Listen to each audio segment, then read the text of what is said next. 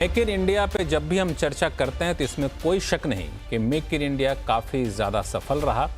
10 साल पहले जहां बड़ी बड़ी इंडस्ट्री, बड़े बड़े मैन्युफैक्चरिंग यूनिट विदेशों वाले यहां पे आने से कतराते थे और आज यहां पे आ रहे हैं, बढ़ चढ़कर यहां पे हिस्सा करते हैं, निवेश ला करते हैं। यहां तक कि 100% एफडीआई वाला पहला मैन्युफैक्चरिंग प्लांट, एयरक्राफ्ट प्लांट यहां पे आता है। सेमीकंडक्टर के बड़े बड़े प्लांट आते हैं। लेकिन अभी भी भारत में जितना पोटेंशियल है, उस पोटेंशियल को क्या हम टैप कर पा रहे हैं, ये एक बड़ी चुनौती है। और मेक इन इंडिया जब लॉन्च हुआ था, उसके बाद make in India version 2 launch हुआ, तो अब सवाल उठता है क्या वर्जन 3 लॉन्च करने का समय आ गया है क्या? आज हम इसी पर करेंगे खास चर्चा और हमारे साथ चर्चा में शामिल हो रहे हैं बेहद खास मेहमान, G20 के sherpa Amitabh Kant, Boston Consulting Group के chairman Asia Pacific Janmejaya Sinha, CI के national committee on electronics manufacturing के chairman Vinod Sharma, Technocraft Industries के चेयरमैन शरद कुमार सर्राफ और institutes for studies in industrial development के director professor Nagesh Kumar. Sir, आप सभी का बहुत बहुत स्वागत है। हम लोग सबसे पहले चर्चा की शुरुआत करेंगे अमिताभ कांत साहब से। अमिताभ कांत जी, दरअसल अब भारत में प्राइवेट कंपनी पूरी तरह से यहाँ पे आकर के प्लांट लगा रही है कि डिफेंस सेक्टर का एयरक्राफ्ट यहाँ पे बनाया जाए। ये आज से कुछ साल पहले तक किसी ने सोचा भी नहीं था।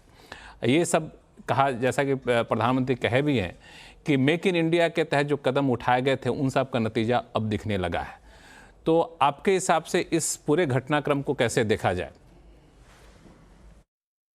C-295 ट्रांसपोर्ट कैरियर की जो मैन्युफैक्चरिंग वडोदरा में इंडिया में होगी, ये बहुत ही इम्पोर्टेंट एक स्टेप फॉरवर्ड है। और इससे देखिए पूरे एयरक्राफ्ट की मैन्युफैक्चरिंग और यहाँ न केवल इंडिया के लिए बल्कि पूरी दुनिया के लिए एक्सपोर्ट करना आवश्यक है। और जो हम इलेक्ट्रॉनिक मैन्युफैक्चरिंग में हमने किया, एप्पल में किया कि हम यहाँ मैन्युफैक्चर कर रहे हैं पर एक्सपोर्ट कर रहे हैं सब जगह दुनिया में। और इसी तरह डिफेंस मैन्युफैक्चरिंग बहुत महत्वपूर्ण चीज है, क्योंकि हम सारा इंपोर्ट करते रहे हैं और हमारा एक्सपोर्ट अभी बढ़ा है। और हमारे डिफेंस एक्सपोर्ट करने से जो बहुत महत्वपूर्ण चीज होगी कि डिफेंस हाई टेक्नोलॉजी एरिया है और उससे और रिसर्च बढ़ता है, इनोवेशन बढ़ता है, डेवलपमेंट बढ़ता है।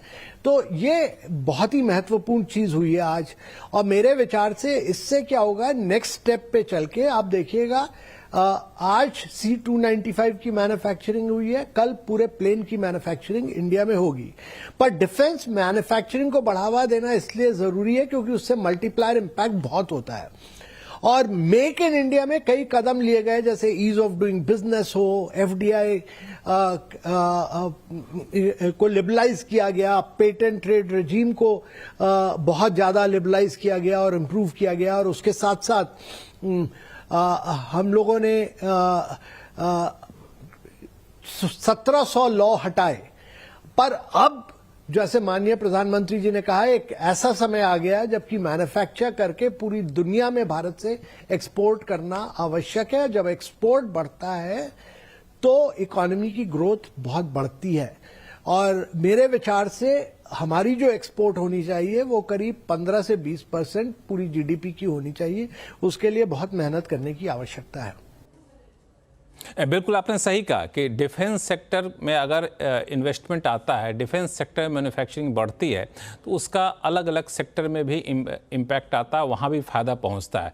और मेक इन इंडिया की वजह से, या फिर कहें कि पिछले कुछ सालों में डिफेंस प्रोडक्शन काफ़ी ज़्यादा बढ़ा है। एक मैं आंकड़ा बताऊँ आपको कि सिर्फ कारोबारी साल 2024 में कुल मिलिट्री सेल्स 21,000 करोड़ रुपये के आसपास रहा और जो डिफेंस प्रोडक्शन टोटल रहा 1.2 लाख करोड़ रुपये का है। अब 50,000 करोड़ रुपए का हथियार एक्सपोर्ट करने का लक्ष्य हमने रखा है, सिर्फ इसलिए क्योंकि अब डिफेंस प्रोडक्शन बढ़ा है। लेकिन मैं आपको उस लिहाज से भी देखना चाहूँगा कि जब ये मेक इन इंडिया पूरी पॉलिसी बन रही थी, उस टाइम आप DPIT के सेक्रेटरी थे और लगातार हम लोग चर्चा भी करते थे।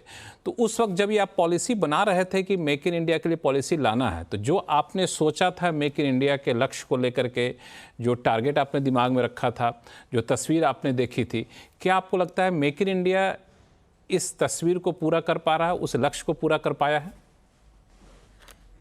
तो जो सोचा था वो उस समय बड़े ज्यादा rules regulation procedure paper work थे, उनको हटाना बहुत आवश्यक था। उसमें बड़ी मेहनत लगी, पूरे प्रोसेस को डिजिटाइज करना था, उसमें मेहनत लगी। इंस्पेक्टर राज को खत्म करना था, उसमें मेहनत लगी। फिर एफडीआई बड़ा कंट्रोल था, एफडीआई के लिए 22-23 कैबिनेट नोट गए, सब अप्रूव हुए, तो उसमें बड़ी मेहनत लगी। फिर पेटेंट और ट्रेडमार्क में बड़े कंट्रोल से उन सबको हटाया गया। तो राष्ट्रीय इच्छा शक्ति माननीय प्रधानमंत्री जी की ऐसी थी, उनका लक्ष्य था कि भारत को दुनिया का सबसे इजी और सिंपल नेशन बनाया जाए, तो वो अब अचीव हुआ है। और जब आप सर्विसेज नेशन से मैन्युफैक्चरिंग नेशन पे जाते हैं तो टाइम लगता है, पर लॉन्ग टर्म रिजल्ट्स उसके आते हैं। और अब जो मैन्युफैक्चरिंग है आज की, उसमें टेक्नोलॉजी का बड़ा उपयोग होता है। तो फोर्थ इंडस्ट्रियल रेवोल्यूशन के बाद आर्टिफिशियल इंटेलिजेंस हो, क्वांटम कंप्यूटिंग हो, ये सब में भारत ने नए मिशंस खड़े किए गए हैं। और इन सब का जब इंटीग्रेशन होगा तो आप देखिएगा कि हमारी मैन्युफैक्चरिंग भी बहुत बढ़ावा लेगी और हम दुनिया का बेस्ट मैन्युफैक्चरिंग नेशन बन के निकलेंगे और एडवांस टेक्नोलॉजी में हम ग्लोबल पेनिट्रेशन करेंगे। बिल्कुल, वो नींव डल गई है और उस तरफ हम लोग रफ्तार से बढ़ रहे हैं। लेकिन जिस रफ्तार से बढ़ रहे हैं वहाँ पे चुनौतियाँ अब आनी शुरू हो गई हैं, या फिर कहें कि पहले जिस तरीके से हमने सोचा था उस तरीके से दिख नहीं रही चीज़ें, अब वो सामने आ रही है कि लोग यहाँ पे मैन्युफैक्चरिंग करना चाहते हैं, वहाँ पे नई नई इंडस्ट्री आना चाहती है, अच्छी मशीनें आने चाहती है, आधुनिक मशीनें आना चाहती है। लेकिन उस हिसाब से स्किल्ड लेबर हमारे पास नहीं है, स्किल्ड मैन पावर नहीं है, टेक्निकल मैनेजरियल स्टाफ की जब बारी आती है तो वहाँ पे एक बड़ी कमी दिख रही होती है या फिर गैप दिख रहा होता है। तो आपको लगता है ये मेक इन इंडिया के लिए अब एक बड़ा चैलेंज है? देखिए, जहाँ टैलेंट होता है वहाँ इन्वेस्टमेंट आता है, और जहाँ इन्वेस्टमेंट आता है वहाँ ग्रोथ होती है, और फिर वो विशेष सर्कल बनता है कि टैलेंट, इन्वेस्टमेंट, ग्रोथ का एक साइकिल बनता है। पर हिंदुस्तान में अभी बड़ा फोकस है स्किल डेवलपमेंट का, और इसका लाभ हमें मिलेगा। और एक बार जब मैन्युफैक्चरिंग आने लगती है तो हम स्किल डेवलपमेंट उसके साथ साथ बढ़ावा देंगे। नए बजट में इंटर्नशिप स्कीम नहीं, एम्प्लॉयमेंट लिंक्ड प्रोडक्टिविटी स्कीम्स कई अनाउंस की गई हैं, जिनका इम्प्लीमेंटेशन हो रहा है। आईटीआईज को प्राइवेट सेक्टर के साथ डेवलप करने के कई स्टेप्स लिए गए हैं, और इसलिए स्किल्स का बढ़ावा होगा अगले 4-5 वर्षों के अंदर। उसमें भी एक बहुत बड़ी क्रांति आएगी।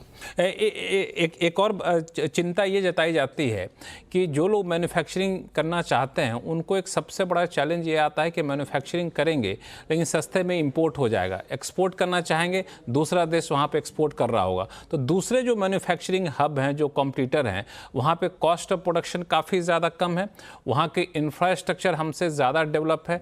वो एक है कमी जहाँ पे कई बार निवेशक इसकी तरफ ध्यान आकर्षित करते हैं। आपका क्या मानना है? नहीं, ये बात जो आप कह रहे हैं ये सही नहीं है। एक दो जगह ये चैलेंज है, पर वहां उनका कॉस्ट अब बढ़ रहा है, भारत का कॉस्ट गिर रहा है। हमारे लॉजिस्टिक्स में बड़ा इंप्रूवमेंट हुआ है। भारत ने पिछले 8-9 साल में 88,000 किलोमीटर सड़कें बनाई हैं। हम एक अकेले देश हैं जो कि साल में करीब 9 एयरपोर्ट्स और करीब 3 मेट्रोज हर साल बना रहे हैं। हम हर साल करीब 35 किलोमीटर सड़क बना रहे हैं और करीब 12 किलोमीटर रेलवे लाइंस बना रहे हैं। इसलिए जो इंफ्रास्ट्रक्चर डेवलपमेंट भारत में हो रहा है वो किसी और देश में नहीं हो रहा है, और बड़े बड़े लॉजिस्टिकल हब्स बन रहे हैं, और इससे ग्रोथ होगी, डेवलपमेंट होगा, विकास होगा, और लॉजिस्टिक कॉस्ट गिरेगा भारत में।